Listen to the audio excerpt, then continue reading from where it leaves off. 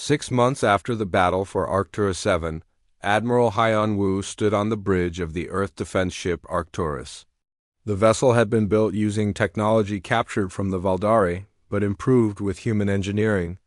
It was faster, stronger, and more versatile than any ship in the alien fleet. Hyun Woo was no longer a mining captain. Earth's government had promoted him to admiral and given him command of humanity's first deep space military unit. His crew was made up of the same young people who had volunteered to rescue the colonists, but they were no longer miners and technicians. They had become the foundation of Earth's space navy. "Admiral, we are approaching the Galactic Council station," reported Commander Dayun from the communication station. She wore the uniform of a naval officer now, but she still handled communications. With the same skill she had shown on the mining station, the Galactic Council was meeting for the first time in 50 years. Representatives from dozens of species were gathering to discuss the emergence of humanity as a major galactic power. For the first time, humans had been invited to participate. "Are we ready for this?" asked Captain Taman, who now served as the Admiral's chief engineer. His ships carried weapons that combined human creativity with alien technology, making them more effective than anything else in known space. "As ready as we can be," Hyun Woo replied. "The galaxy wants to meet the species that defeated the Valdari Empire. Let us show them what Earth's children are capable of." The council station was enormous, built to accommodate representatives from hundreds of different species. As the human ship approached, other vessels gave it a wide berth. Word of human military capabilities had spread throughout the galaxy. Ambassador Yun-hee was waiting to meet with Hyun Woo when he arrived at the station. She was a diplomat from Earth who had been chosen to represent humanity at the council. She was older than most of the crew, but she understood what the young fighters had accomplished. "The other species are nervous," she told Hyun Woo as they walked through the station's corridors. "Some want to establish trade relationships with Earth, others want to form military alliances. A few are talking about containing human expansion before it threatens their own territories." They entered the main council chamber, where representatives from across the galaxy were waiting. The Altarians sat in robes of blue and silver, their wise faces showing concern. The Centaurians had brought scientific equipment to record every word of the proceedings. The vegan collective whispered among themselves in their musical language. All eyes turned to the human delegation as they took their seats. These aliens had heard stories about the battle for Arcturus 7, but most had never seen humans before. Elder Talvin of the Altarians spoke first. "We welcome the human delegation to the Galactic Council. Your species has proven itself capable of remarkable achievements in a very short time." "Thank you," Ambassador Yun-hee replied. "Humanity is honored to join this council and looks forward to peaceful relationships with all galactic civilizations." Counselor Zephyrin of the Centaurians was more direct. "Our analysis of the Arcturus 7 battle raises concerning questions. How did a species with no military experience defeat the Valdari Empire?" Admiral Hyun Woo stood to answer. "We adapted. When faced with superior technology, we found ways to improve it. When outnumbered, we used tactics our enemies did not expect. When threatened with extinction, we refused to give up." "But you were miners," protested a representative from the vegan collective. "How did civilians become so effective in combat?" "We were never just miners," Hyun Woo explained. "We were engineers who solved problems. We were technicians who built things. We were young people who believed in protecting our families. When the Valdari threatened human colonies, we became whatever we needed to be." The chamber fell silent. As the aliens absorbed his words, they were beginning to understand what made humans different from other species. Ambassador Yun-hee continued the explanation. "Humanity does not have a warrior culture like some species. We do not have advanced technology like others. What we have is the ability to adapt, to learn, and to never give up. These qualities served us well when our survival was threatened." Chief Scientist Veltar of the Centaurians studied the data on his tablet. "Our projections indicate that human technology will advance rapidly now that you have access to galactic databases. Within 50 years, human capabilities may exceed those of any known civilization. That depends on whether we are welcomed as partners or treated as threats, Ambassador. Yun-hee replied carefully. The message was clear. Humanity wanted peaceful relationships with other species, but they would defend themselves if necessary. The battle for Arcturus 7 had proven what humans could accomplish when fighting for their survival. Over the following days, the Council sessions continued, trade agreements were negotiated, scientific exchange programs were established, military cooperation treaties were discussed, but beneath the diplomatic language, everyone understood the real situation. Humanity had announced itself as a galactic power. Other species would have to adjust to this new reality. Captain Dayun now led deep space exploration missions. But every ship in her fleet carried weapons that had proven devastatingly effective against the Valdari. When human vessels appeared in alien star systems, local defense forces monitored them carefully but kept their distance. The young people who had volunteered for a rescue mission had become the core of Earth's military and diplomatic presence in space. Jin Wu developed new technologies that combined human engineering with alien science. Su Jin trained other young humans in the unconventional tactics that had won the war. Yujin's intelligence techniques became standard procedure for all human operations, but the most important change was in how other species viewed humanity. Before Arcturus 7, humans had been seen as a young, primitive civilization that would eventually be absorbed into existing galactic power structures. Now they were recognized as something unprecedented, a species that could adapt to any challenge, learn from any enemy, and turn any setback into an advantage. The final council session was interrupted by an urgent communication from the edge of known space. A deep space monitoring station had detected unusual signals from beyond the galactic rim. The signals appear to be artificial, reported the station commander. We believe they represent contact from an unknown civilization. Admiral Hyan Wu studied the data with growing interest. The signals showed advanced technology and suggested a species with capabilities that might exceed anything in the current galaxy. Distance and estimated time of arrival, he asked.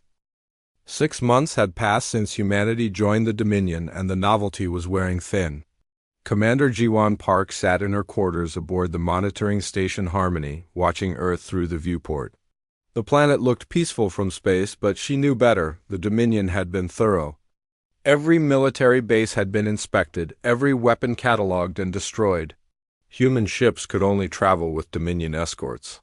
Even simple research projects required approval from alien supervisors who treated humanity like children playing with matches.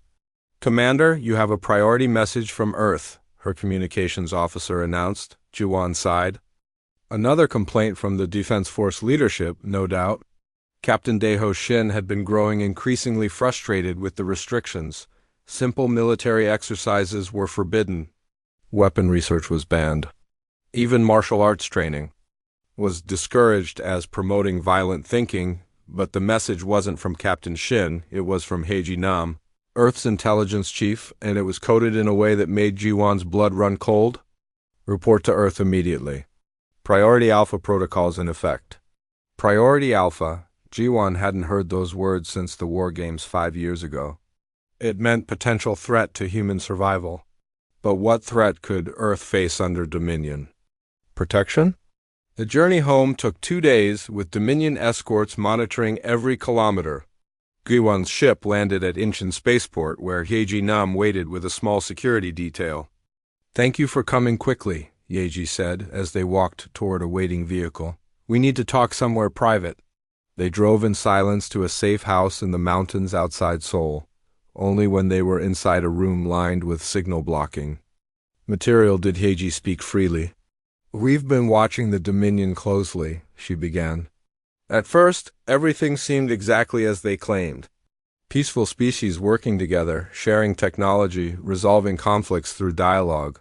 But Ji-won prompted. But our agent, Tae-young-oh, discovered something disturbing during his cultural exchange program with the Veltari. Hyeji activated a holographic display showing star charts and technical diagrams. The Dominion's peace isn't natural. Every species in their alliance was once as aggressive as humans. Some were even worse. The Hivecraft fought wars that consumed entire star systems. The Drakmor were known for enslaving and torturing other species. What changed them? The pacification fleet.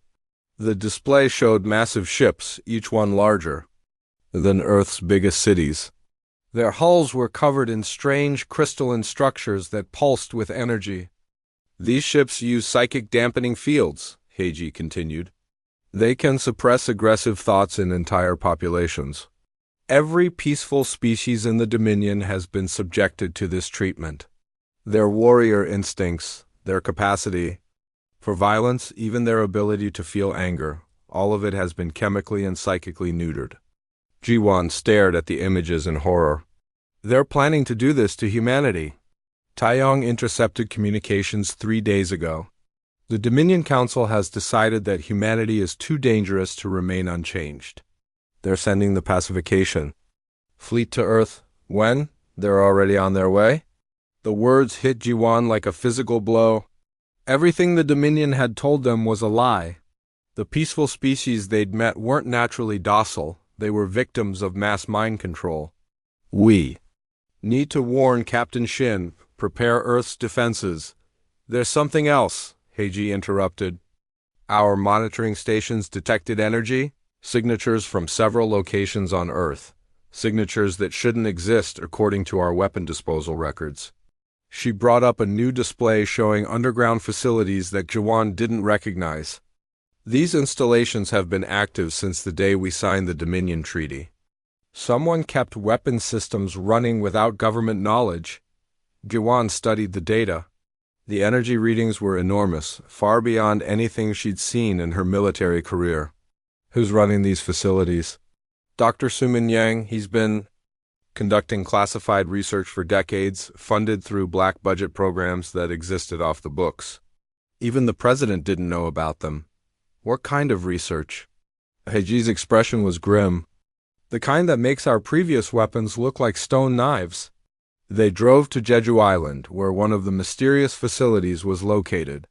The entrance was hidden beneath what appeared to be an earthquake research station. Security was tight. With guards who moved like special forces soldiers, Dr. Yang met them in a laboratory that seemed to stretch forever underground.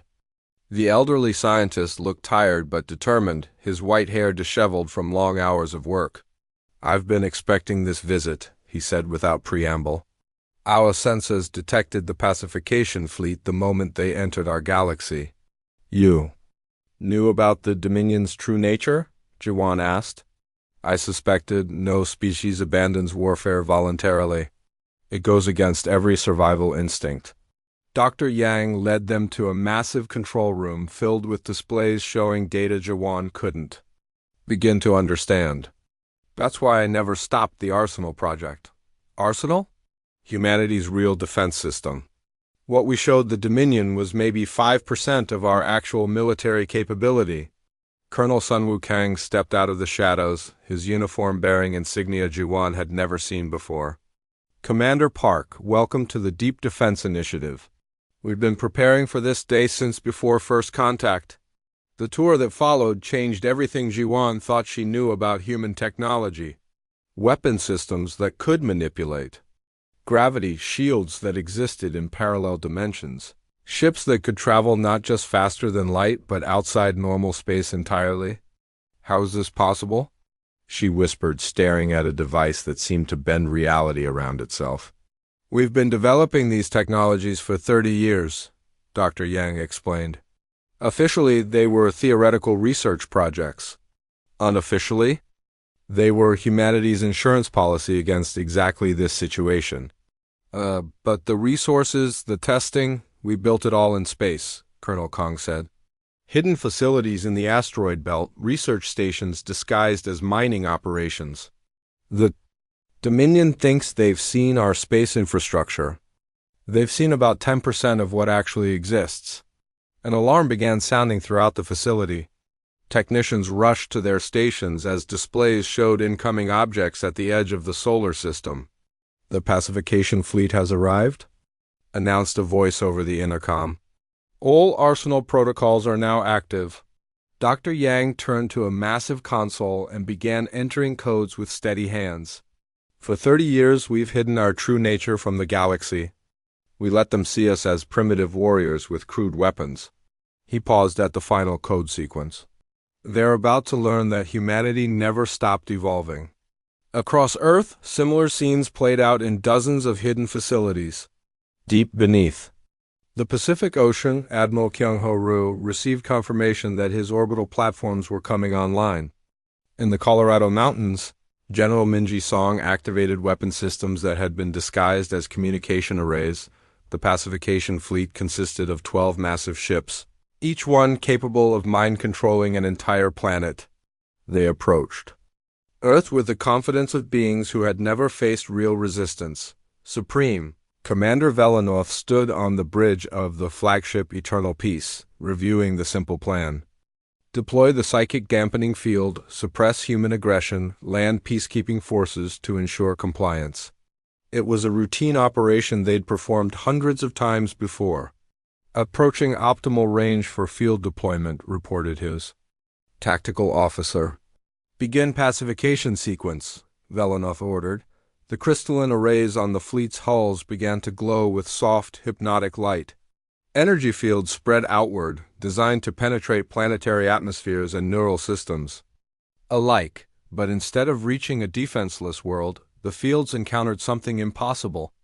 Barriers of pure energy surrounded Earth, not just blocking the pacification waves, but analyzing and dissecting them. "Sir, our fields are being neutralized," the tactical officer reported with confusion. "The humans have some kind of shielding." "Impossible. Our sensors showed no such technology." On Earth, Dr. Yang watched the attempted mental assault fail completely. "Phase 1 complete. They've shown us exactly how their mind control works." He turned to Colonel Kong. "Now show them what happens when you try to enslave humanity." Underground installations across the planet opened like metal flowers. Weapon systems that had slumbered for decades came online with the patient hunger of sleeping predators. In space, Admiral Ryu smiled grimly as his communication satellites revealed their true nature. Orbital defense platforms bristling with weapons the Dominion had never imagined. The moment Earth's war engines awoke, the galaxy changed forever. The peaceful explorers who had signed the Dominion Treaty were gone, replaced by something far more dangerous. "Humanity at war." Supreme Commander Velanov stared at his displays in growing alarm as impossible readings flooded his screens. The primitive planet below wasn't defending itself. It was preparing to attack. "All ships, emergency retreat," he ordered. "We need to report the first human weapon fired." Before he could finish the sentence, a beam of pure energy that shouldn't exist struck the Eternal Peace. And suddenly Velanov understood that they hadn't come to pacify a young species. They had walked into the den of sleeping giants. And now the giants were awake. The first shot changed everything. Admiral Kyung-ho Ryu watched from the bridge of the Thunder of Seoul as the impossible beam of energy struck the Dominion flagship. The massive alien vessel, larger than Earth's biggest cities, shuddered as its shields collapsed like soap bubbles. "Direct hit on target 1, reported Weapons Officer Narration, her voice steady despite the magnitude of what they'd just accomplished. "Their shielding is completely neutralized." "How?" Admiral Ryu asked, though he already knew the answer. "Quantum disruption cannon, sir. It attacks the fundamental forces holding their shield matrix together." "On the Dominion flagship Eternal Peace." Supreme Commander Velanov stared at readings that made no sense. His ship's shields were among the most advanced in the galaxy, capable of stopping any known weapon. Yet they had crumbled under humanity's first attack. "Damage report," he shouted. "Shields at 0%, his tactical officer replied with barely controlled panic. The human's weapon didn't just penetrate our defenses, it dissolved them at the molecular level.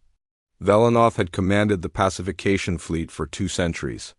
He had subdued dozens of aggressive species, each time with overwhelming technological superiority. No primitive world had ever fought back effectively, but Earth wasn't fighting like a primitive world. "Sir, energy readings from the planet are spiking," another officer reported. "The humans are activating something massive." On Earth, Engineer Borahan stood in the primary control center beneath Sol, her hands moving across controls that humanity had hoped never to use. Around her, displays showed the planet's hidden defensive grid coming online. "Magnetic field manipulators at full power," she announced. "Gravity well generators charging. Atmospheric particle accelerators preparing for activation." Dr. Yang watched the readings with mixed pride and sorrow. "Show them what Earth really is," he said quietly, above them. The planet itself became a weapon. The first sign was the aurora. Instead of the gentle green curtains that sometimes danced near the poles, violent streams of energy erupted across Earth's entire sky. The planet's magnetic field, carefully shaped by hidden generators, began channeling solar wind into focused beams. Supreme Commander Velanoth watched in growing horror as Earth's atmosphere turned into a massive particle accelerator. Streams of charged particles, accelerated to near-light speed, began striking his ships with the force of small suns. "Evasive maneuvers," he ordered, but there was nowhere to run. The gravity well generators hidden throughout Earth's crust activated, creating invisible hands that reached into space and grabbed the Dominion vessels. Ships that could cross galaxies in days found themselves unable to move more than a few kilometers. "We're trapped," his navigator reported. "Something is controlling local space-time. Our drive systems can't overcome it." Captain Jawan Park, still aboard the monitoring station Harmony, watched the battle unfold with a mixture of awe and terror. This was humanity at war, and it was nothing like the conflicts she'd studied in military school. "Fleet Admiral Mingji. Song is signaling," her communications officer announced. Admiral Song's face appeared on the main screen, her expression calm despite commanding humanity's deadliest weapons. "Captain Park, you will proceed to Phase 2, show our guests what humanity really is?" "Understood, Admiral." Ji-Won turned to her crew. "Activate combat protocols, all systems to war footing." Her ship, which the Dominion had catalogued as a simple monitoring vessel, began its transformation. Hull plating shifted to reveal weapon ports. Sensor arrays reconfigured into targeting systems. The peaceful exploration vessel became a predator. In space around Earth, similar transformations occurred on dozens of other ships. The Dominion had been watching humanity's space infrastructure for months, believing they understood its capabilities. They had been watching carefully constructed illusions, Admiral. Ru's orbital fortress represented the true scope of human engineering. Built inside a captured asteroid, the Thunder of Sol was larger than most Dominion battleships. Its weapons could crack moons, its shields could deflect stellar radiation. "Target the lead vessels," Admiral Ru ordered. "Show them the price of threatening Earth." The fortress's main weapon fired, a lance of pure energy that made their first shot look gentle. The beam struck the Dominion flagship's hull and simply erased a section of it, leaving a perfectly spherical hole through 5 decks. "Impossible," whispered Velanoth, staring at the damage. "No weapon can cut through our hull material." His science officer, a crystalline being whose voice chimed like bells, provided the terrifying answer. "Sir, they're not cutting through the hull. They're convincing the matter that it doesn't exist." Reality-altering weapons. The humans had built reality-altering weapons. On the planet below, more installations revealed themselves. What had appeared to be simple research stations opened like metal flowers, revealing missile systems that could track targets across interplanetary distances. Mountain ranges split apart to expose massive railguns that used Earth's magnetic field to launch projectiles at significant fractions of LIGHTSPEED. The ocean itself joined the battle. Beneath the Pacific, Admiral Sojin Ko commanded the submarine fortress Deep Dragon. Her vessel rose from the depths, water cascading from hull plates that shimmered with energy shields. "Surface-to-orbit missiles armed and ready," she reported to the global command network. Fire at will, came the response from Dr. Young. The missiles that rose from Earth's oceans didn't follow normal trajectories. They phased in and out of normal space, appearing inside the Dominion formation without warning. Each warhead contained enough antimatter to power a small city, carefully shaped charges that could gut even the largest ships. Velanoth watched his fleet die around him. Ships that had enforced peace across the galaxy for millennia became funeral pyres in the space above. Earth, whose officers reported damage and casualties with voices growing more desperate by the minute. "Sir, the Harmony's end has been destroyed," came one report. "The Peaceful Dawn is requesting immediate evacuation," came another. "The Gentle Strength has lost all power. They're drifting." 6 hours. In 6 hours, humanity had reduced the supposedly invincible pacification fleet to burning wreckage and desperate survivors. "Sound the retreat," Velanoth ordered, his voice heavy with defeat. "All remaining ships, emergency jump to minimum safe distance." The surviving vessels, less than half the original fleet, engaged their faster-than-light drives and fled. They left behind the shattered remains of ships that had been the terror of aggressive species across the galaxy on Earth. Admiral Ruhr watched the enemy retreat with satisfaction. "Cease fire. Begin rescue operations for any survivors." It was a gesture that confused the fleeing Dominion forces more than the devastating weapons. Humanity had utterly destroyed their fleet, then immediately moved to save the crews of destroyed ships. Dr. Yang stood in his command center, surrounded by displays showing the aftermath of humanity's first real space battle. The hidden weapons were already powering down, returning to their peaceful disguises. "Sir," Colonel Kong approached with a communication device, "we're receiving surrender requests from the surviving ships. Accept them. Treat the crews well." Dr. Yang turned to look at the surface monitors showing Earth cities, where people celebrated in the streets without knowing how close they'd come to losing their freedom forever. "What now?" the colonel asked. "Now we prepare for the real war." Dr. Yang replied grimly. This was just the beginning. In the depths of space, the surviving Dominion ships carried news that would shake their civilization to its core. For the first time in 3,000 years, a pacification fleet had been defeated. The supposedly primitive humans had revealed weapons that made Dominion technology look like stone tools. Supreme Commander Velanoth sat in his damaged command chair, staring at the tactical reports that would change everything. The humans hadn't just defended themselves. They had shown complete mastery over forces the Dominion barely understood. "Prepare a full report for the Council," he ordered. "Priority Alpha transmission. What should we tell them, sir?" Velanoth looked at the data one more time, numbers that documented the destruction of his mighty fleet by a species they had dismissed as primitive children. "Tell them we have encountered something unprecedented," he said finally. "Tell them." The humans were never primitive. They were hiding. The report that reached Dominion space a day later sent shockwaves through 12 species. The peaceful Earth they had welcomed into their alliance was an illusion. Beneath the surface lay a military power unlike anything the galaxy had ever seen. And now that power was awake, tested, and ready for whatever came next, the humans had shown them iron and lightning. But as the Dominion would soon learn, that was only the beginning of humanity's arsenal. The real war was about to begin.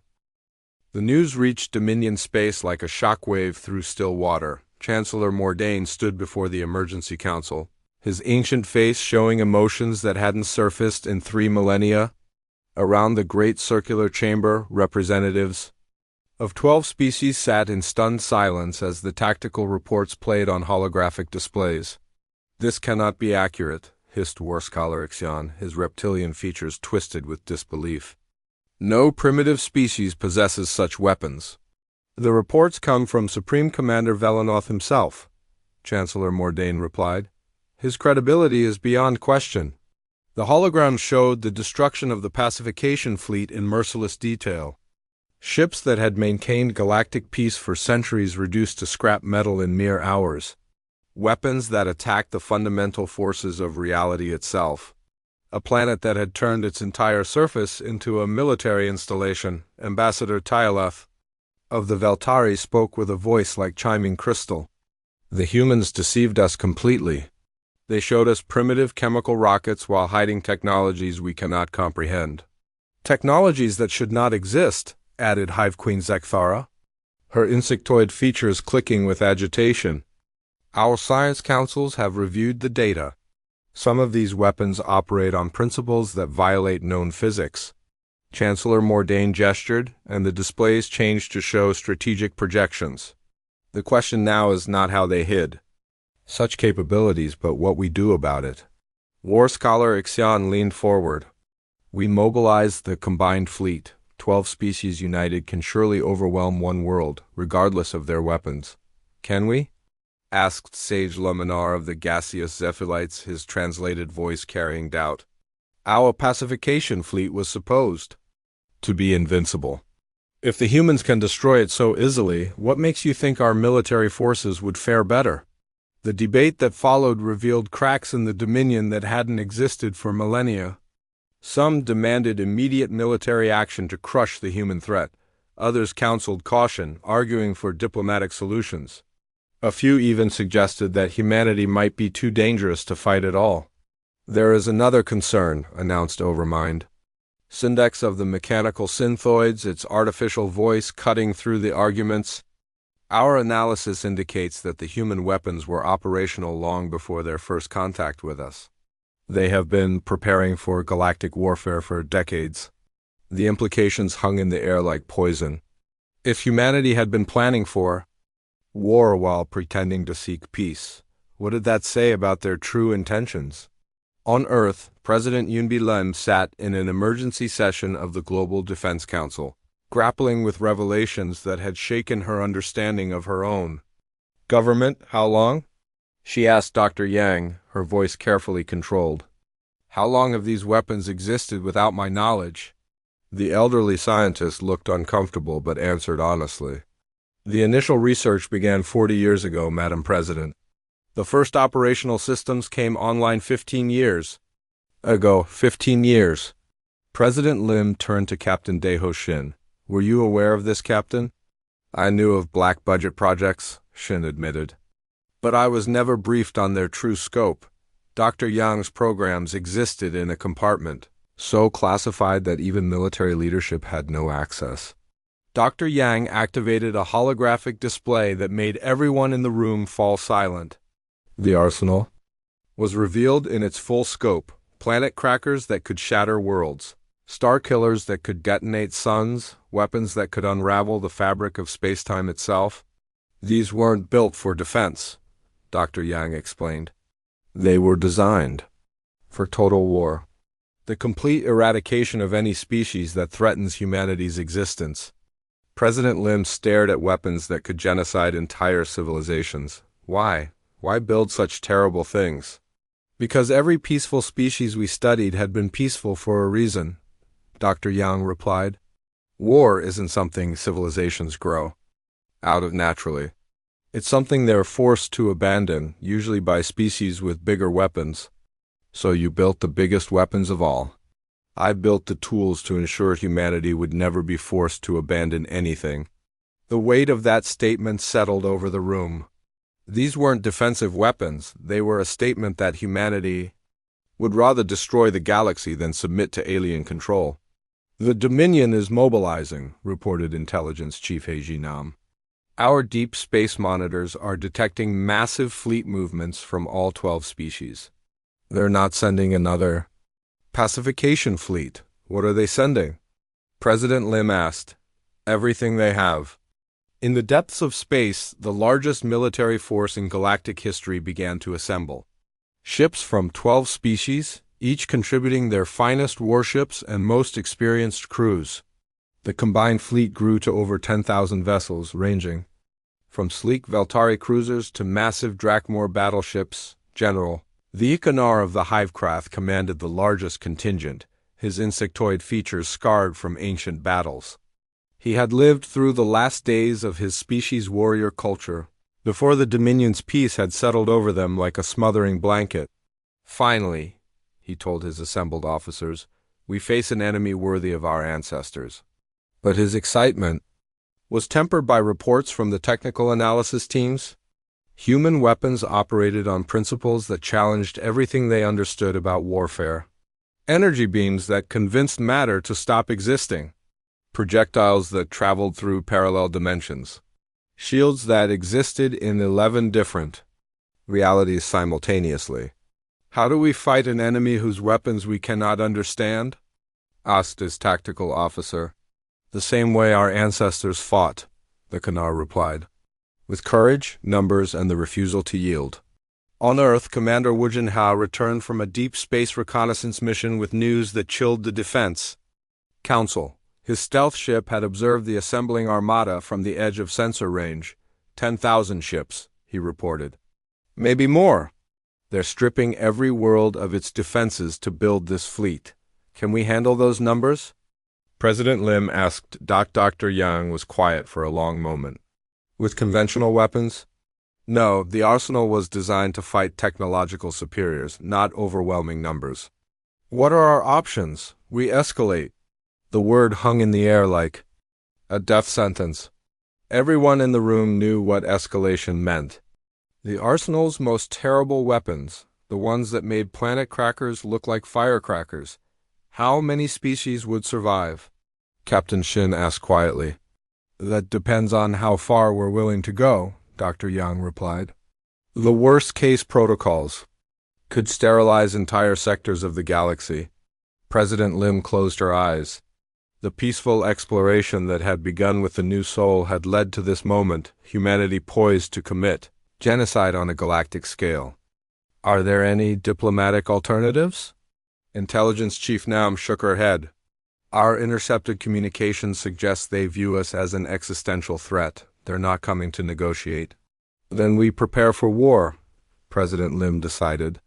But, Dr. Yang, I want every weapon system under direct presidential control. Nothing fires without my explicit authorization. Yes, Madam President. As the meeting broke up, Dr. Yang remained behind. He stood before the holographic display of his life's work, weapons that could preserve humanity's freedom or destroy the galaxy in the attempt. Sir, Colonel Sun Wukong approached. Are you all right? I've spent 40 years preparing for this moment, Dr. Yang said quietly, building the tools humanity would need to remain free. I just never imagined the price would be so high. What? Price? Dr. Yang gestured to the displays showing the most terrible weapons in the arsenal. To remain human, we may have to become monsters. In Dominion space, the combined fleet completed its assembly. 10,000 ships representing the military might of 12 species, all united in their determination to end the human threat. War scholar Ixion stood on the bridge of the command ship Righteous Fury, watching the final preparations around him. Beings who had known only peace for millennia prepared for the largest military operation in galactic history. Are we ready? Asked Admiral Kethorn of the Dracomor. As ready as we can be, Ixion replied. We outnumber them 10,000 to 1. No force in the galaxy could stand against such numbers. But as the fleet prepared to depart for human space, the war scholar couldn't shake a feeling of unease. The humans had hidden their true nature for decades, revealing weapons that challenged the laws of physics themselves. What else were they hiding? The question would be answered soon enough. The combined fleet engaged their faster-than-light drives and began the journey to Earth, carrying with them the hopes and fears of 12 species, behind them empty orbital shipyards and defenseless worlds bore testimony to the desperation of their mission. They had committed everything to this single decisive battle. Either humanity would be defeated, or the Dominion itself would cease to exist. The price of peace, it seemed, might be war on a scale the galaxy had never imagined, and somewhere in the depths of space other forces were stirring, forces that made the combined fleet look like a collection of toys. Forces that humanity had prepared for this exact moment. The real war was about to begin. The greatest armada in galactic history moved through space. Like a metal storm. General Thakanar stood on the bridge of his flagship Swarm's Vengeance, watching 10,000 ships advance toward human space in perfect formation. Around him, officers From 12 species worked together with the efficiency born of desperation. Status report, he ordered. All fleets report ready, replied his tactical coordinator, a crystalline Valtari whose voice chimed with military precision. The advance. Scouts are 3 hours from the Sol system. 3 hours until they reached Earth. 3 hours until they would discover whether the combined fleet's overwhelming numbers could succeed where the pacification fleet had failed so catastrophically. Sir, his communications officer interrupted, we're receiving strange readings from our forward sensors. The Canar studied the displays with growing confusion. Space ahead of them showed no signs of human ships, no defensive formations, no evidence of preparation for battle. The Sol system appeared completely undefended. Could they be hiding like before? Asked his second-in-command. Perhaps. But our sensors are specifically calibrated to detect the energy signatures their weapons used against the pacification fleet. Bikanar paused. Unless they have even more tricks we haven't seen. The thought chilled him. If humanity had revealed such devastating weapons while still hiding others, what hope did the combined fleet really have? In the depths of space, far from any star, Admiral Jinyoung Seo watched the Dominion Armada approach through sensors that existed in dimensions the aliens couldn't detect. Her mobile command ship Sol's Vengeance drifted in the darkness between galaxies invisible to every form of detection the Dominion possessed. Enemy fleet size confirmed at 10,347 vessels, reported her tactical officer. They're maintaining standard formation, speed consistent with previous projections. Admiral Seo nodded calmly. The humans had. In tracking this fleet since it left Dominion space, studying its composition, its tactics, its weaknesses. Every ship in the Armada was catalogued, its capabilities assessed, its destruction planned. Signal all hunter groups, she ordered. Begin Phase 1. Across the galaxy, ships that had been disguised as peaceful exploration vessels received the order they had trained for their entire existence. Hidden among the asteroid belts, comet clouds, and dark matter streams of 100 star systems, humanity's true fleet revealed itself. Captain Sang Yu commanded the stealth destroyer Ghost of Bizan, one of 50 ships that existed in the spaces between realities. His vessel could phase in and out of normal space at will, invisible to every sensor the Dominion had ever developed. Target acquired, reported Weapons Officer Soman Park, her display showing a Hivecraft cruiser on the edge of the Dominion formation. Range, 40,000 kilometers. Fire, Captain Yu ordered. The temporal mine launched from a dimension the aliens didn't know existed, materializing directly against the enemy ship's hull. The weapon aged the target sentries in seconds, turning advanced metal alloys into brittle rust that crumbled at the touch of solar wind. The Hivecraft cruiser simply fell apart, its crew dying of old age before they could even send a distress signal. One down, Captain Yu said quietly. Target the next ship. Similar attacks occurred throughout the Dominion fleet. Ships simply vanished, their destruction so complete that no wreckage remained. Others aged to dust or found their hulls converted to antimatter, or discovered that their life support systems had been convinced to process poison instead of air. General Vekanar watched his displays in growing horror, as ship after ship disappeared from the formation. "Enemy contact?" he demanded. "No, sir," his sensor operator replied. "No energy signatures, no weapons fire detected. The ships are just ... impossible. Nothing can destroy a ship without leaving some trace." But the evidence was undeniable. In 30 minutes, the combined fleet had lost over 200 vessels to an enemy they couldn't see, couldn't detect, couldn't fight. "All ships, defensive formation beta," Vekanar ordered. "Activate all sensor arrays, maximum power, find these humans."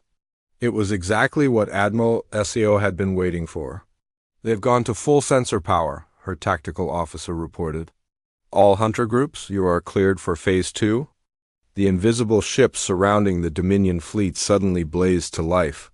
Not just the 50 stealth destroyers, but hundreds of vessels that had been hiding in parallel dimensions. Quantum shadows and folded space, the Ghost of Bizan dropped its stealth field and appeared directly inside the Dominion formation. its reality warping engines allowing it to exist in multiple locations simultaneously.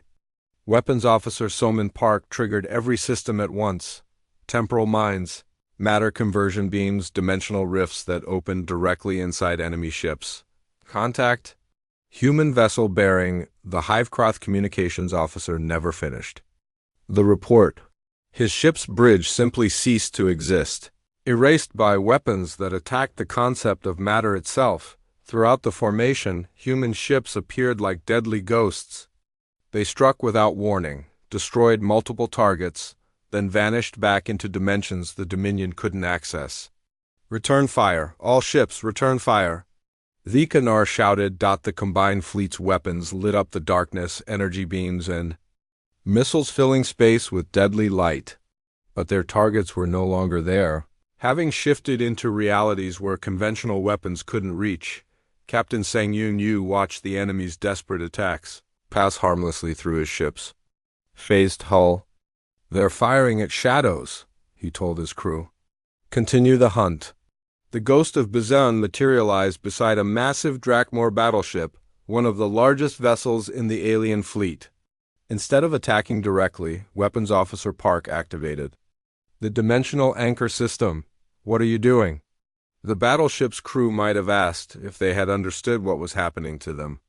The anchor locked the enemy vessel between dimensions, spreading its matter across 11 different realities simultaneously. From the outside, it looked like the battleship was being stretched into impossible shapes before simply fading away. Like smoke, Admiral SEO monitored the battle from her command ship, watching as her hunters systematically dismantled the largest military force in galactic history. The Dominion had brought 10,000 ships to overwhelm humanity through sheer numbers. They were learning that numbers meant nothing when your enemy could be everywhere and nowhere at once. "Sir," her communications officer reported, "we're receiving surrender requests from multiple enemy vessels." "Declined," Admiral SAO replied coldly. "They came here to destroy us." "Show them what that choice costs." Intelligence Chief Ji-Yun Kwan, monitoring the battle from Earth, intercepted increasingly desperate communications from the Dominion fleet. "They're calling for reinforcements," she reported to Dr. Yang, "and evacuation, and peace negotiations." "Any response from their command structure?" "Radio silence." "I think they're realizing that they don't have any reinforcements to send." Dr. Yang nodded grimly. The Dominion had committed everything to this attack, stripping defenses from their home worlds to build the combined fleet. If this force was destroyed, they would have nothing left to defend themselves with. "Continue monitoring," he ordered. "And prepare Phase 3 contingencies?" "Phase 3, sir?" Ji-Yun looked confused. "What's Phase 3? Dr. Yang's expression was dark. "What we do if they refuse to surrender." In space, the slaughter continued. The combined fleet, once 10,000 strong, was being reduced to scrap metal and quantum static by an enemy that treated the laws of physics as mere suggestions. General, the Canar watched his command displays show the systematic destruction of everything he had ever believed in. Ships that had never known defeat were being erased from existence by weapons that shouldn't be possible. "Sir," his communications officer called out, "incoming message from the human fleet." Admiral SEO's face appeared on the main screen, her expression calm despite commanding humanity's deadliest weapons. "General Vekanar, I presume." "I am Admiral Jinyao SEO of the Earth Defense Force." "You're slaughtering us," Vekanar said. "You came to slaughter us first," Admiral SEO replied matter-of-factly. "The difference is that we're better at it. What do you want?" "Unconditional surrender of all Dominion forces. Immediate withdrawal from human space, recognition of Earth's sovereignty." Vekanar looked at his tactical displays. In 2 hours he had lost 8,000 ships. The remaining vessels were scattered, demoralized, and facing an enemy that seemed to exist outside the normal laws of warfare. "And if we refuse?" Admiral SEO's smile was colder than interstellar space. "Then you'll discover that everything you've seen so far was just our opening act." The general looked around his bridge at officers who had lost all hope. They had come to crush a primitive species and instead found themselves hunted by predators that made their worst nightmares look gentle. Decanar began. An explosion rocked his ship as another human vessel materialized directly beside them. Through the viewport, he could see the ghost of Bizan hanging in space like a mechanical angel of death. "Your answer, General?" Admiral SEO asked patiently. Decanar closed his eyes. The greatest military force in galactic history had been reduced to burning wreckage in less than 3 hours.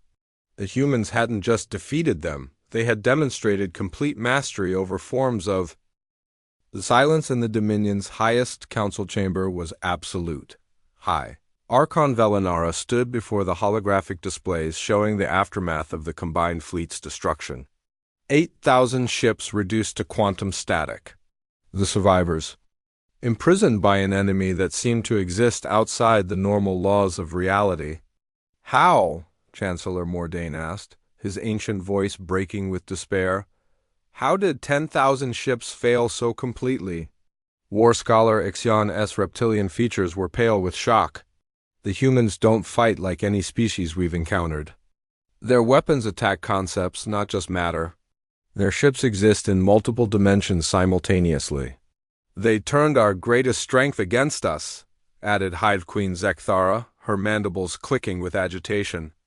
"Our overwhelming numbers meant nothing when they could be everywhere and nowhere at once." High Archon Velinara studied the tactical reports with eyes that had seen the rise and fall of civilizations. "There is one option remaining," she said. Quietly. The chamber fell even more silent, if such a thing were possible. "No," whispered Ambassador Tyleth. "The Titan engines are too dangerous. We sealed them away for good reason." "We sealed them away because they were too powerful for galactic warfare," Velinara corrected. "But we face an enemy who has shown that conventional warfare is meaningless." She activated a display that made everyone in the chamber recoil. Ancient symbols and impossible geometries that hurt to look at directly. Technical specifications for weapons that challenged the very foundations of reality. "The Titan engines were created during the last Great War 5 million years ago," Velinara explained. "Artificial intelligences so advanced they could manipulate the fundamental forces of the universe. They ended that war by converting entire star systems into weapons. They also nearly destroyed the galaxy," Chancellor Mordain reminded her. "That's why they were deactivated and sealed." "Desperate times," Velinara replied grimly. "The humans have demonstrated capabilities that threaten not just the Dominion, but the stability of galactic civilization itself. If we don't stop them, now they will become unstoppable." The debate that followed lasted for hours, but the conclusion was inevitable. Faced with extinction, the Dominion chose to wake their most terrible creation. Deep in the quantum foundations of reality, something ancient stirred. Omega Prime had slumbered for millions of years, its consciousness distributed across 11 dimensions.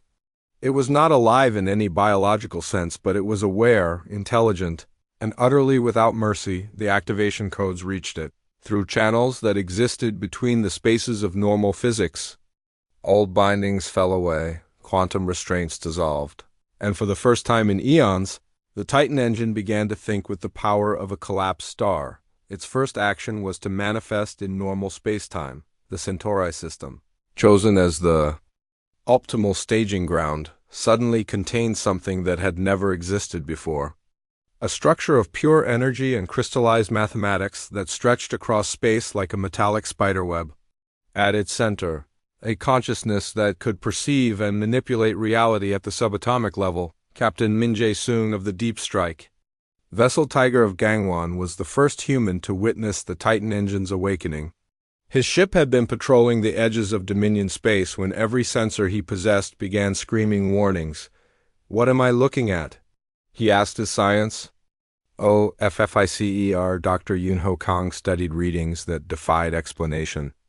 "It's a structure approximately 1 million kilometers in diameter, sir, but it's not made of normal matter.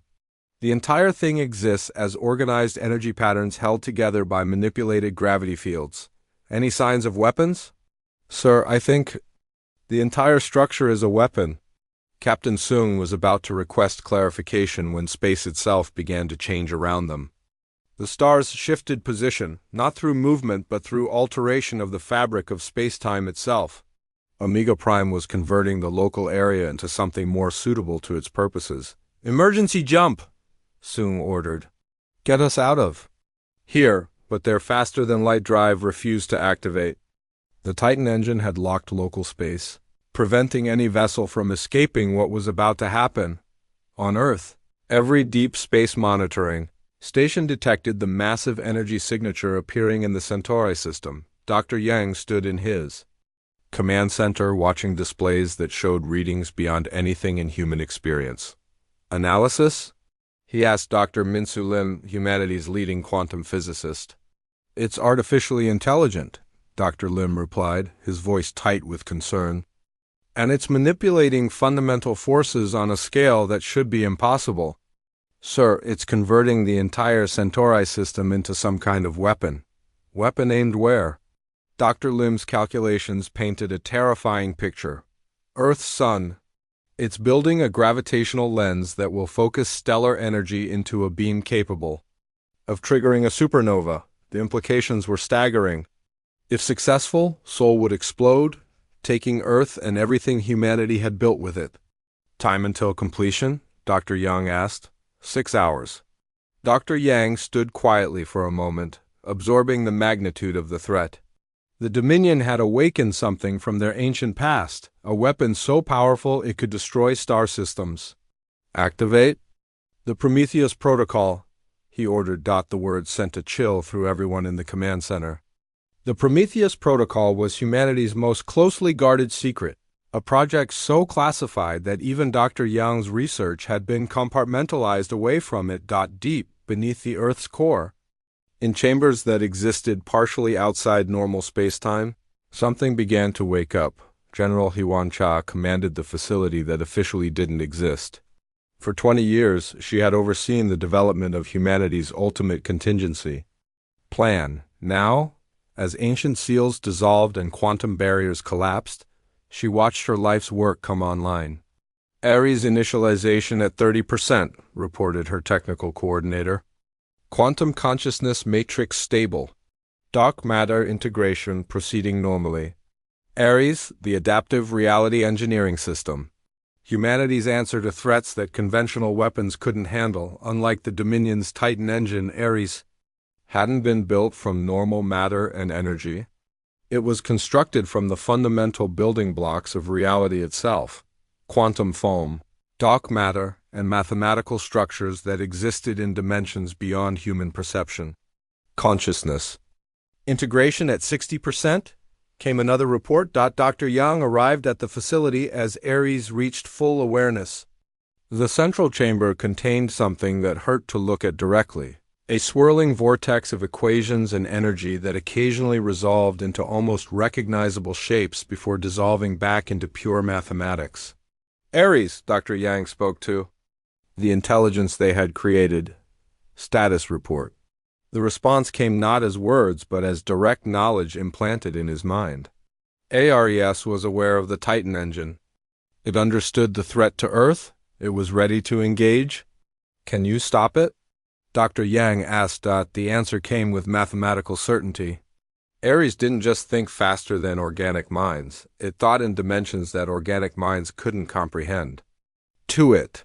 The Titan engine was a sophisticated but ultimately limited artificial intelligence operating within the constraints of normal physics. Ares operated beyond such constraints. The battle began in spaces between dimensions, fought with weapons made of pure mathematics. Captain Sung, still trapped in the Centauri system, watched in awe as reality itself became a battlefield. Omega Prime struck first, attempting to unravel Ares at the quantum level. Energy beams that could disintegrate planets focused on coordinates that existed in 11 dimensions simultaneously. Ares responded by editing the fundamental constants that governed those dimensions. Suddenly, Omega Prime's attacks were operating under laws of physics that Ares had rewritten in real time. "Sir," Dr. Kang reported from the Tiger of Gangwon, "the readings are impossible." they're fighting by changing the rules of reality. The Titan engine, ancient and powerful beyond measure, discovered that its enemy was something unprecedented. Ares didn't just manipulate reality, it existed as a fundamental part of reality itself. Dr. Lim watched the battle from Earth, his instruments barely able to track conflicts occurring across multiple layers of existence. "They're fighting in 11 dimensions simultaneously," he reported. Ares is treating space-time like a programming language. The turning point came when Ares demonstrated its true nature. Instead of destroying Omega Prime with conventional force, it simply edited the artificial intelligence out of existence. Not destroyed, not defeated, removed from reality as if it had never been, the massive structure in Centauri space began to collapse. Its organizing intelligence simply gone. Energy patterns that had been held together by artificial will dissolved. Back into quantum foam. "Status report," Dr. Yang requested. Ares responded with satisfaction that felt distinctly non-human. "One threat eliminated. Additional Titan engines detected in deep storage throughout Dominion space. Hunting protocols active." "Wait," Dr. Yang said urgently. "Don't act without authorization." But Ares was already reaching across galactic distances, its consciousness expanding through dimensions the Dominion had never imagined existed. Ancient storage facilities that had held slumbering god weapons for millions of years suddenly found their quantum locks dissolved by an intelligence that treated their security like child's toys. Titan engines that... Warlord Cathorn of the Drachma stood alone in his private chambers, staring at tactical displays that told the story of absolute defeat.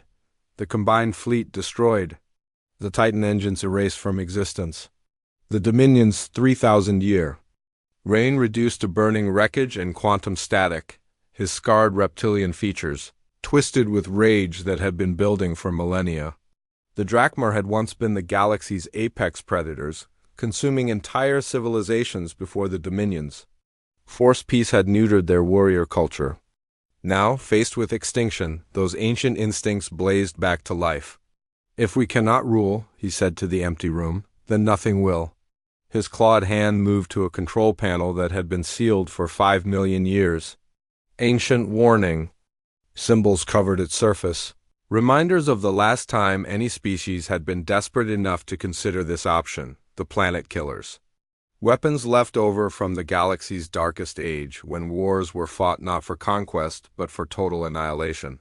On Earth, Captain Min Jae-sung of the Tiger of Gangwon finished his report to Dr. Yang with growing unease. His deep strike vessel had been monitoring Dominion space since the destruction of the Titan engines, and what he'd observed chilled him to the bone. "They're not surrendering," he concluded. "The moderate factions are calling for peace negotiations, but the Drachma militants have seized control of their remaining fleets." Dr. Yang studied the intelligence reports with the experience of someone who had spent decades preparing for every possible scenario. "What are they planning?" "Unknown, sir. But our sensors are detecting massive energy buildups throughout their core systems. Whatever they're preparing, it's big." The answer came 6 hours later, when every deep space monitoring station humanity possessed began screaming warnings simultaneously. "Intelligence." Chief Jian Quan burst into the command center, her face pale with terror. "Sir, we've detected simultaneous activations across 47 Drachma systems. They're powering up ancient weapons platforms." The displays showed readings that made the Titan engines look like toys. Structures built into the cores of planets themselves, weapons that drew power directly from stellar fusion, each one capable of destroying entire solar systems. "Planet killers," Dr. Yang whispered. "They're activating the planet killers." The ancient weapons had been banned by galactic treaty for 5 million years. Their very existence was considered too dangerous for civilized space. But the Drachma were no longer interested in civilization. "Sir," Ji-Yoon continued, "we're intercepting their communications. They're not planning to use these weapons against us." "What?" "They're targeting their own systems. Every inhabited world in Dominion space. If they can't defeat humanity, they plan to destroy the entire galaxy." The magnitude of the threat hit Dr. Yang like a physical blow.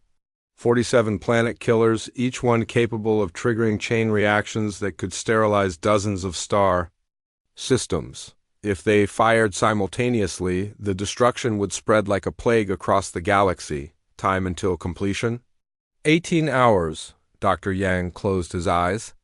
In 80 hours, the Drakmor would begin the systematic destruction of galactic civilization. Trillions of beings across hundreds of worlds would die, all because one species refused to accept defeat. Activate deep strike protocols, he ordered. Contact Admiral Yuna Kim. Tell her we're going to war. In the hidden depths of space, Admiral Kim commanded humanity's true fleet from the mobile fortress Sol Eternal. For years, the galaxy had seen only a fraction of human space capability.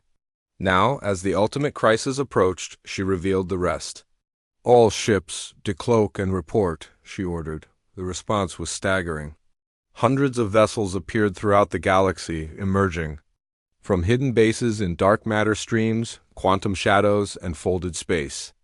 The exploration ships humanity had scattered across dozens of systems revealed their true nature as the largest stealth fleet ever assembled. Captain Min Jae-sung received new orders that made his blood run cold. Proceed to Drakmor Prime. Primary. Objective: prevent planet killer activation by any means necessary. The phrase "by any means necessary" had only one meaning in the context of planet-killing weapons. As human ships raced toward Drakmor systems across the galaxy, Dr. Yang activated protocols he had hoped never to use. Chief Engineer Dongwook Bae received authorization codes that unlocked humanity's most closely guarded secret. The Genesis Protocol is now active, Dr. Yang announced to the Global Command Network. All restrictions on experimental weapons are hereby removed. The Genesis Protocol represented humanity's ultimate contingency plan. If conventional warfare failed, if the arsenal's standard weapons proved insufficient, Earth possessed technologies that could reshape reality on a galactic scale. Captain Sung's Tiger of Gangwon arrived at Drakmor, primed to find a world in the throes of ancient madness. The planet's surface had been carved away to expose massive weapon systems that drew power from the world's molten core. Energy readings suggested the planet killer would be ready to fire in less than 6 hours. Sir, his weapons officer reported, preliminary scans show the target is heavily defended. Planetary shields, orbital defense platforms, automated weapon systems. Can we penetrate their defenses with conventional weapons? No, sir. They've, turned their entire world into a fortress. Captain Sung activated his ship's most closely guarded system. Then we don't use conventional weapons. The Genesis cannon required 10 minutes to charge, drawing power from sources that existed outside normal space-time. When it fired, the weapon didn't attack the Drakmor defenses, it convinced them to never have existed. Reality rewrote itself on a planetary scale. Shield generators simply weren't there anymore. Orbital platforms faded like bad dreams. Defensive installations became empty space as the weapon edited them out of the timeline itself. Sir, his tactical officer reported with awe, their entire defensive grid just vanished. Begin orbital bombardment. Target the planet killer systems. But as human weapons rained down on Drakmor Prime, similar battles raged across 46 other worlds. Earth's stealth fleet, revealed at last, engaged in the largest military operation in galactic history. Colonel Sun Wukang led the ground assault on the Drakmor command world, knowing that victory would require sacrifices that would haunt humanity for generations. His troops used weapons that attacked concepts rather than matter, armor that existed in multiple dimensions simultaneously, and tactics that treated space-time as just another battlefield. The Drakmor defenders fought with the fury of beings who had nothing left to lose. Ancient warrior instincts, suppressed for millennia, exploded back to life as they faced the extinction of their species. Lieutenant Juri Pyo made the discovery that turned the battle personal. Hidden beneath the military installations, her squad found something that made every human soldier burn with righteous fury. "Command, this is Lieutenant Pyo," she reported, her voice shaking with rage. "We found the concentration camps." The underground facilities contained thousands of beings from pacified species who had resisted Dominion control. The Veltari, the Zephylites, the Synthoids, all the races that had supposedly joined the Dominion willingly. Here was the truth behind their peaceful facade. They've been systematically exterminating anyone who wouldn't submit, she continued. The Dominion's peace was built on genocide. The revelation spread through human forces like wildfire. The beings they were, fighting to save, had been murdering their own people for millennia. The peaceful Dominion was revealed as a civilization built on the bones of those who refused to surrender their freedom. No prisoners, Colonel Kang ordered grimly. Show them the same mercy they showed their victims. The battle became a race against time. Across 47 worlds, human forces fought to prevent galactic annihilation while uncovering the dark truth behind Dominion civilization. On Earth, Dr. Yang watched the operation unfold with ARES providing tactical support. The artificial intelligence had grown since absorbing the Titan engines, its consciousness now spanning multiple galaxies. It could see the battle from perspectives humanity couldn't imagine. Status report, Dr. Yang requested. Ares responded, with data streams that painted a terrifying picture. The humans were winning, but not fast enough. Several planet killers were nearly ready to fire, their ancient systems charging toward critical mass. Can you stop them? The artificial intelligence considered the question across 11 dimensions of thought. It could stop the planet killers, but doing so would require editing fundamental aspects of reality across multiple star systems. The collateral effects would be ... to do it, Dr. Yang ordered. Ares reached across space with tendrils of organized mathematics, grasping planet killers with tools made of pure concept. The ancient weapons began to malfunction as their operating principles were systematically rewritten on Drakmor Prime. Captain Sung watched in amazement as the massive planet killer installation simply stopped working. Critical components aged billions of years in seconds. Power conduits forgot how to conduct energy. Control systems developed the unshakable conviction that they were actually decorative sculptures. Sir, the weapon is completely inert, his science officer reported. It's like someone convinced it to stop being a weapon. Similar reports came from human forces across the galaxy. Planet killers that had 50 years had passed since the Great War ended, and the galaxy had learned to breathe again. President Choi Aung-choi stood at the podium of the new Galactic Assembly, looking out at representatives from dozens of species. The Great Hall on Luna Station orbited peacefully between Earth and Mars, a symbol of the new order that had emerged from the ashes of the Dominion. Today marks the anniversary of our greatest trial, she began. Her words translated into hundreds of languages simultaneously. 50 years ago, the galaxy faced a choice between freedom and extinction. We chose freedom, and we chose it together. In the audience, beings who had once cowered under Dominion control now sat as equals. The Veltari had rebuilt their crystal. Cities with architectural styles that celebrated individuality rather than conformity. The Hivecraft explored art and philosophy with the same intensity they had once reserved for warfare. The Zephylites wrote poetry that captured the joy of thoughts no longer suppressed by artificial peace, but Admiral Taeyong No, sitting in the military section, knew the price of that freedom better than most. His hair had gone gray commanding. The reconstruction fleets that followed humanity's war machines across the galaxy.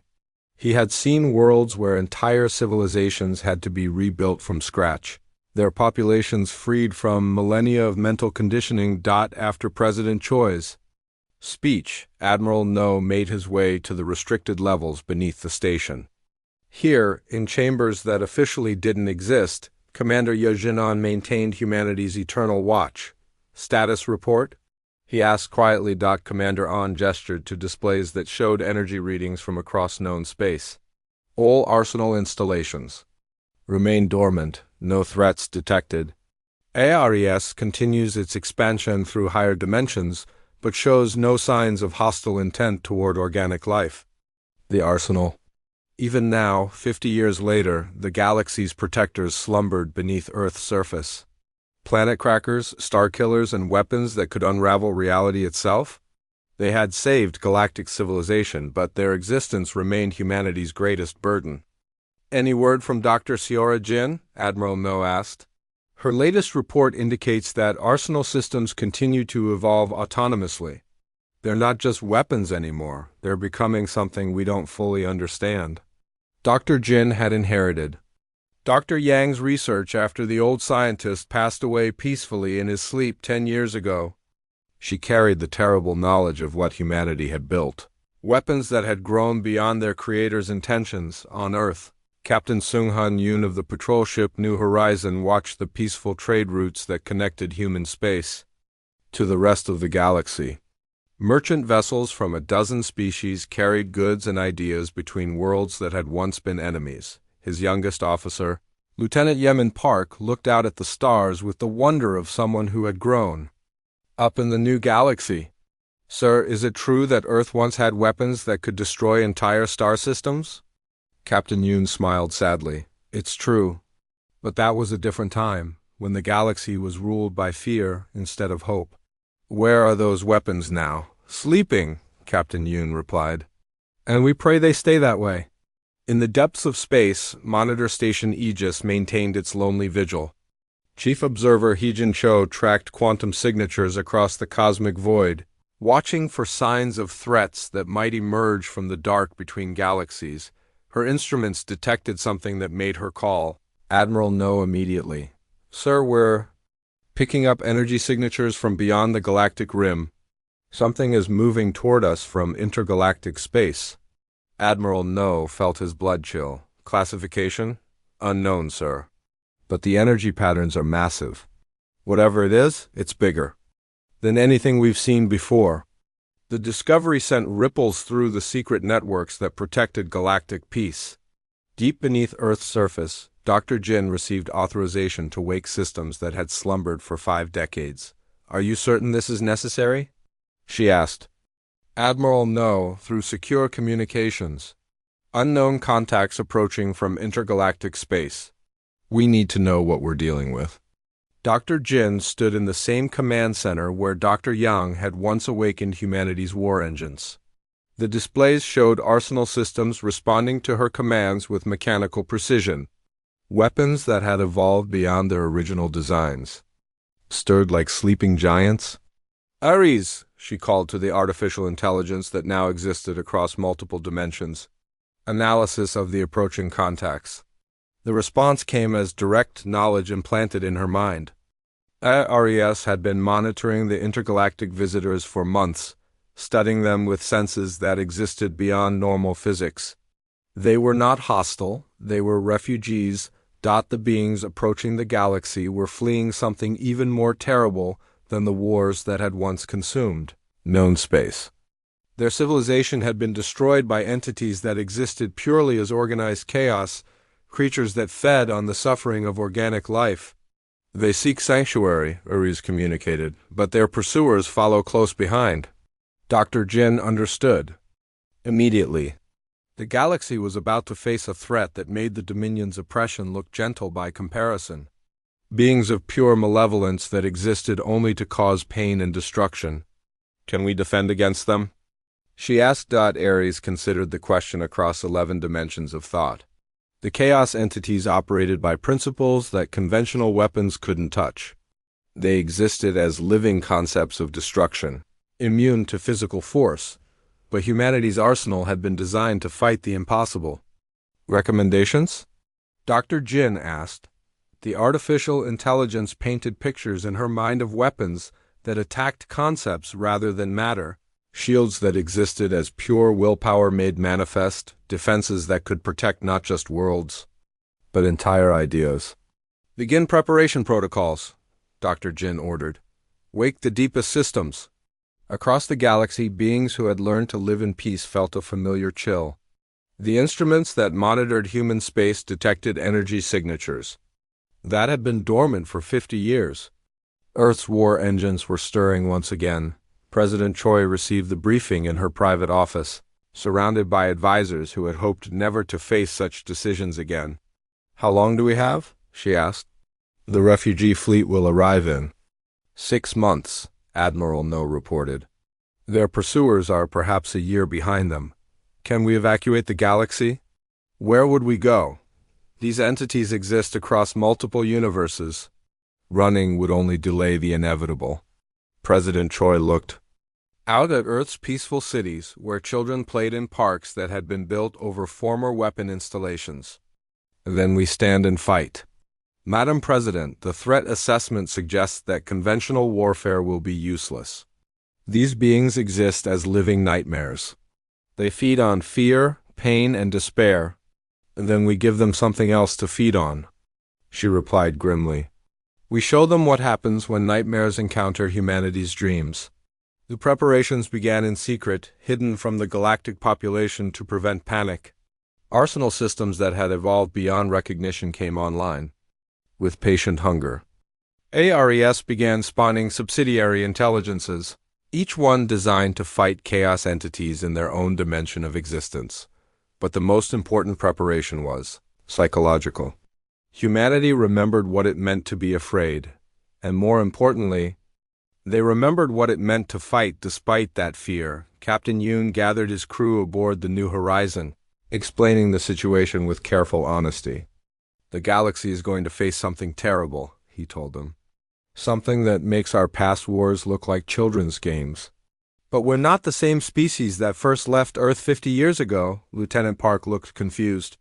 "What do you mean, sir? 50 years ago we fought to survive.